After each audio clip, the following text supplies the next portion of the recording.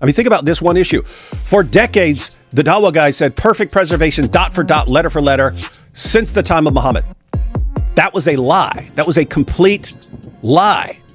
Muslims loved it. They loved being lied to. When did they get mad? They got mad when Yasser Qadhi admitted the truth for 5 seconds of his life. Yep. When he finally, for 5 seconds of his life, admitted the truth that there are holes in the narrative. You hated him for it. He almost got like blacklisted from the Ummah for telling you the truth for 5 seconds. Do you think he practices in the mirror? He does. He's sitting there, mirror, mirror on the wall. Who's the smuggest of them all? This is all it takes. I've got the million followers. Dawah smug face. That's all it takes. Go to Bart Ehrman on that one. Ask him. Say, hey, when you try to figure out what Jesus taught, how many scholars go to what the Qur'an says? Somewhere in the ballpark of 0. Not a serious source for anyone, but it's a serious source for Muslims, and therefore, if it tells you guys that our book is reliable, then you guys who believe in that as a source from God, are supposed to believe in it, but you don't, which means you're actually apostates. Dawah Over Dunya is an apostate, and he doesn't realize it. And his fans who agree with him are apostates, and they don't realize it. And I have to say, Dawah Over Dunya, according to your own religion, you're going to hell for what you're doing right now on TikTok. Is it worth it?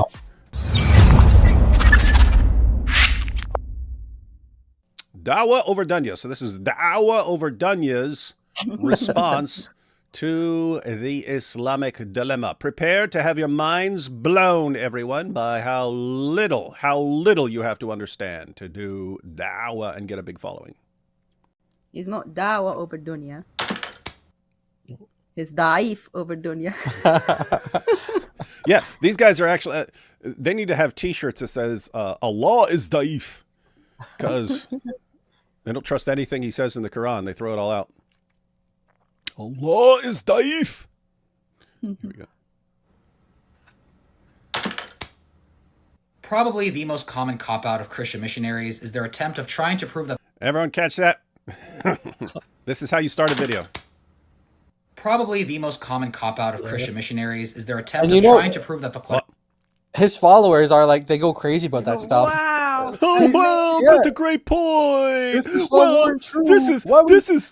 is Lily J level. You're almost as good as Lily J with your facial reactions. Thank you for being so much like Lily J. Probably the most common cop-out of Christian missionaries is their attempt of trying to prove that the Qur'an somehow affirms one of the many canons and versions of the Bible, in an attempt to try to avoid discussing the obvious corruption of the Bible. Nope, already wrong. Yeah, is that what we're trying to do here? So let's be clear. Our claim is very clear. We're saying that Muhammad confirms the canon of the Bible that existed in Arabia in the 7th century in his region, in his area. That canon, okay, very specific, that canon, because we know what that looked like. So it's not, just a version, right, of like, a version of a biblical canon or something. No, very specific, the 7th century canon that, the Jews would have had for the Torah and that the Christians would have had for the Torah and for the Injil. Simple, that's it. And Dawah Over Dunya. In case you don't understand, he thinks this is apparently us trying to avoid the issue of corruption of the Bible. One, we don't believe the Bible's been corrupted. We believe there are variants, there are scribal errors, there are issues that need to be addressed by textual critics to try and figure out what reading goes back to the original and so on. Guess what? You have the exact same issue with the Quran. The difference is your leaders lie to you about it. They lie to the average Muslim population about it. They lie about it. Our scholar, you can go to any Bible that you buy in a bookstore. You can go to any Christian bookstore and find books on textual criticism. You can pick up any Bible and it will have, unless it's just one that for some reason doesn't include notes or something like that. Any Bible that includes notes, it will have notes at the bottom telling you about manuscript differences. Why? Because we don't lie about this in the Christian community. So, textual variants do not mean that your book is corrupt in the way you say corrupt. If it is, then the Quran is corrupt. So take your pick. If you're saying that textual variants mean that a book is corrupt, then the Quran is corrupt. As far as the issue of this being us trying to avoid talking about the Bible, this is just amazing. So, Giant DOC, this would be like if we said, hey, Jesus is born of a virgin, and a Muslim came up to me and said, ha ha, stop lying. Jesus wasn't born of a virgin. He had a normal birth, you liars. My response to a Muslim would not be, let me give you a philosophical and theological defense of the virgin birth. My response to a Muslim would be, you're not allowed to say that. You're a Muslim. You're required to believe in the virgin birth. It's part of your religion. That's a cope. Yeah, and he would be thinking, so here's the thing, guys, because this is exactly what it's like. Everyone watching, get your minds around this issue, because Dawah Over Dunya doesn't understand it, and chances are neither do any of his fans. When you guys come to us and say, your Bible's been corrupted, and we say, actually, you might need to look at what your book says, because your book says that our book hasn't been corrupted. Your book affirms the inspiration, the preservation, and the authority of our book. And they go, oh, you're trying to avoid the issue of the corruption of the... No, we're telling you what you guys are required to believe as Muslims because you don't know. You don't know. You haven't read your book, and the people who have, they lie about it. They twist it. So, or imagine someone comes to me and says, Jesus who... Or if it's a Muslim who comes to me and says, ha, you say Jesus rose from the dead, but he couldn't rise from the dead because people don't rise from the dead, and that would be a miracle, and miracles don't occur. Yep. In that situation, my response would not be a defense of miracles, a defense of the existence of God, or a historical case for the resurrection of Jesus. My response would be, what do you mean people don't rise from the dead? They rise from the dead even according to the Quran.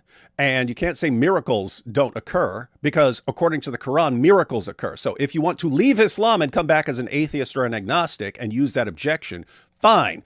If you're a Muslim using an objection that contradicts your own sources, I'm going to call you on it. We're just going to call you on it.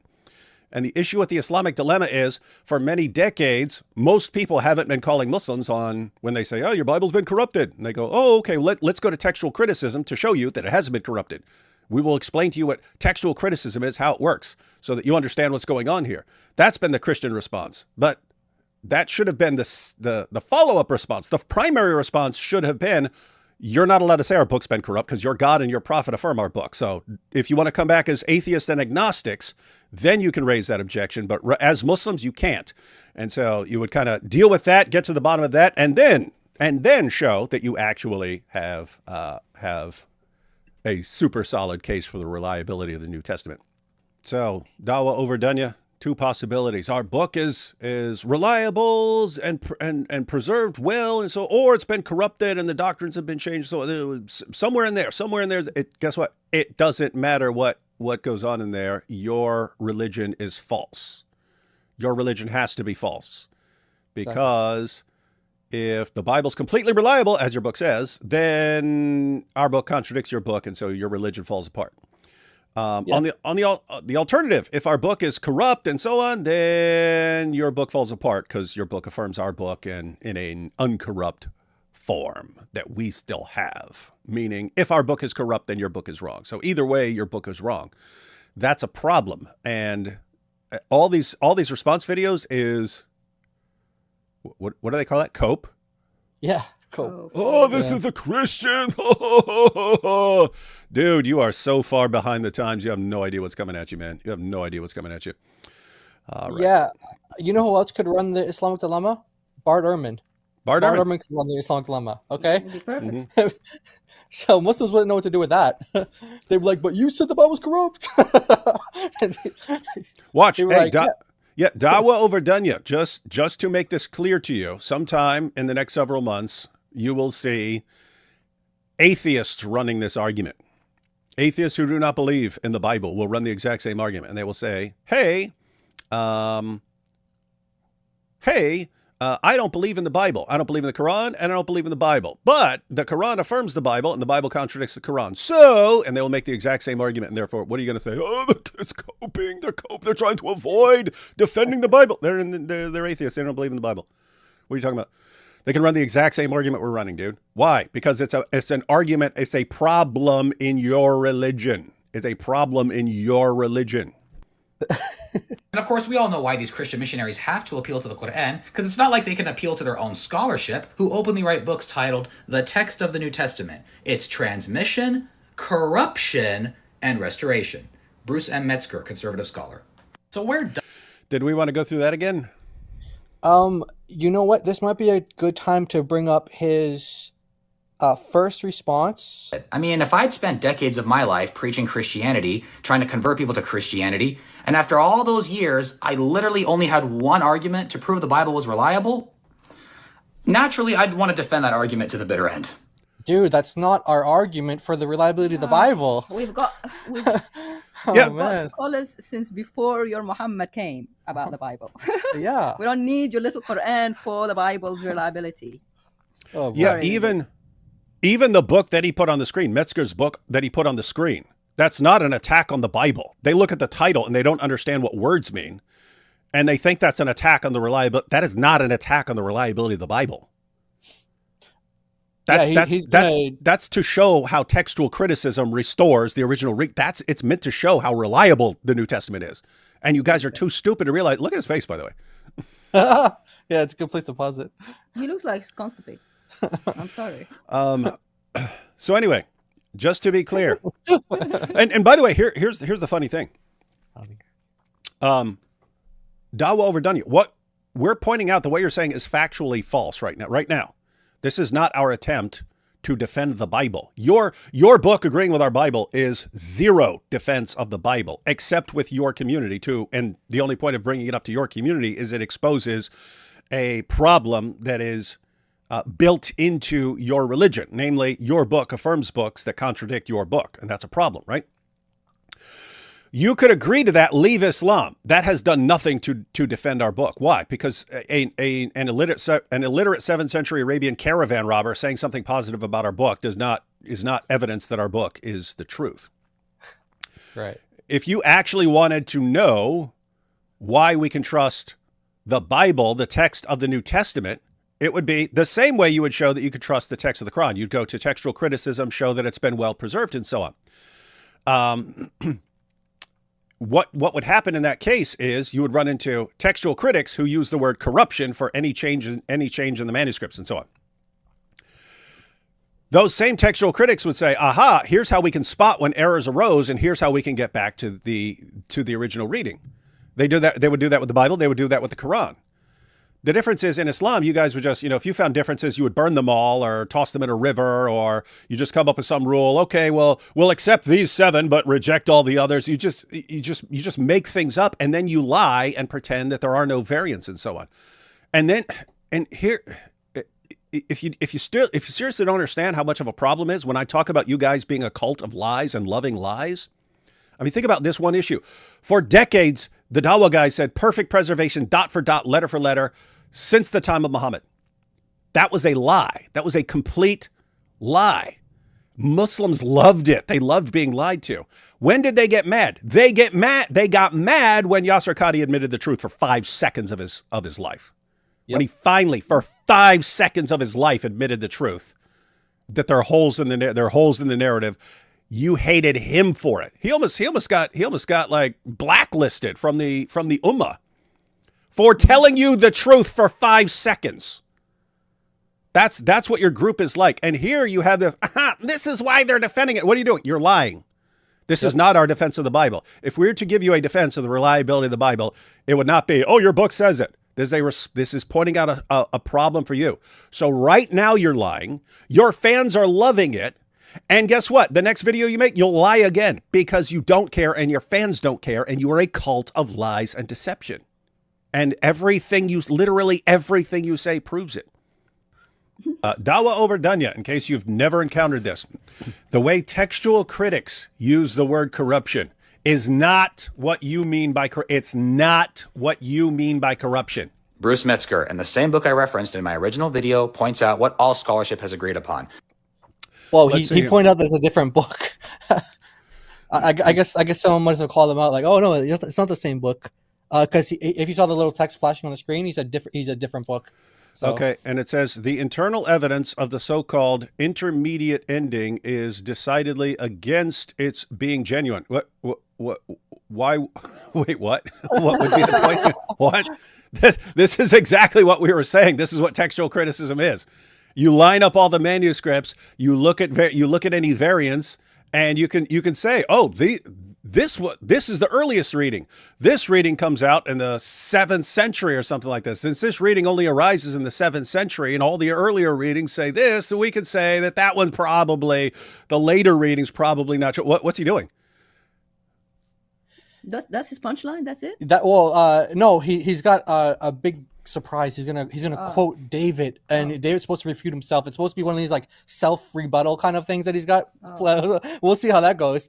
But I just want to comment on his editorial kind of style and process here. Like, you finish your video and it's only like a minute long, and you notice that you said in the audio that it's the same book. So instead of going back to the audio and editing that, he just writes in the text for like a brief second. Different book. He's lazy. Like with an asterisk on it or something like that. Like, dude, if your video is only a minute and 40 some second, why wouldn't you just re-record the video? Did you lose your smugness for some reason?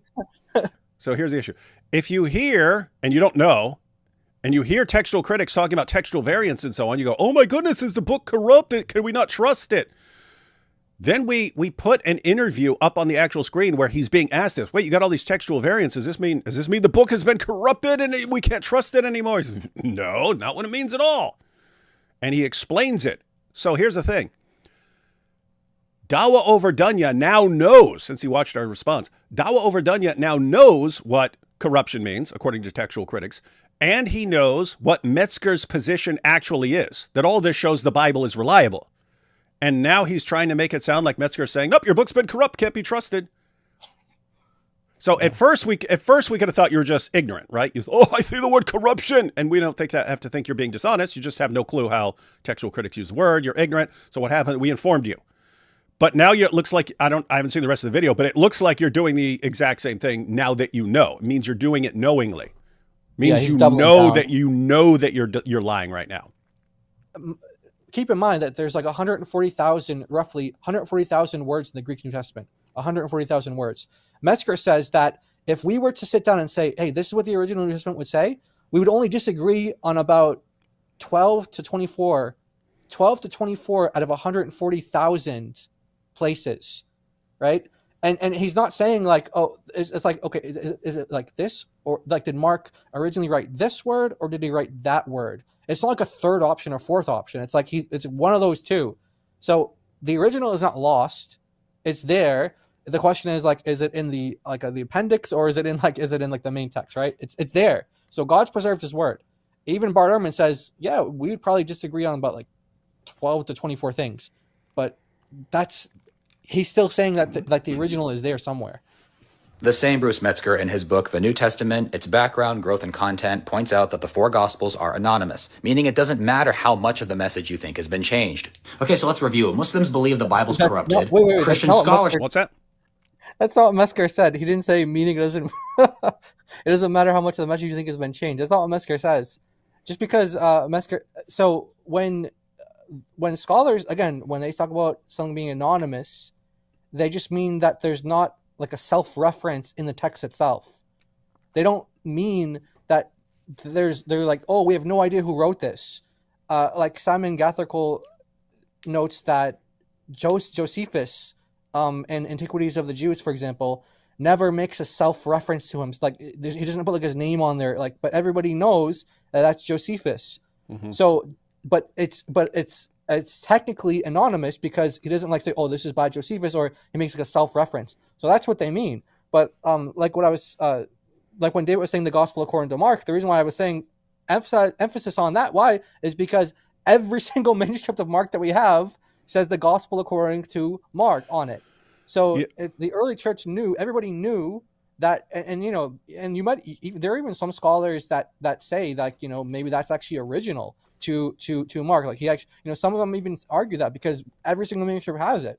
So we don't have evidence that like the original wouldn't have had that. But whatever the point is that anonymous doesn't mean like nobody knows. Yeah, when scholars use that term. Now, of course, there are some scholars who do say things like, we don't know, right? We don't know.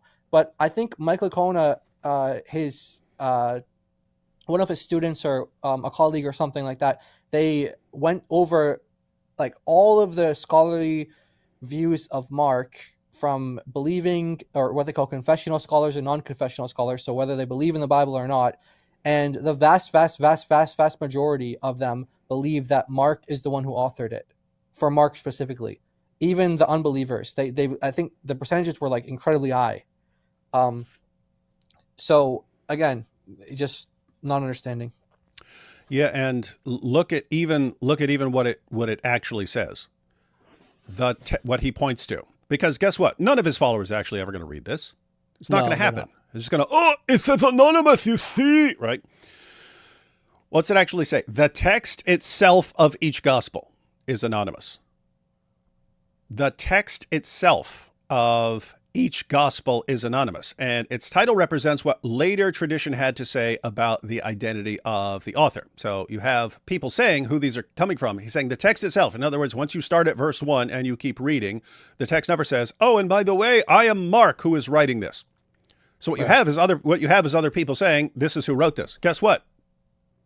We know, since Muslims won't understand this. Okay, guys, if I go to Surah 9 of the Qur'an. Just pick one. If I go to Surah 9 of the Qur'an, how do I know that's part of the Qur'an? Like, how do I know that this is something revealed to Muhammad during this time?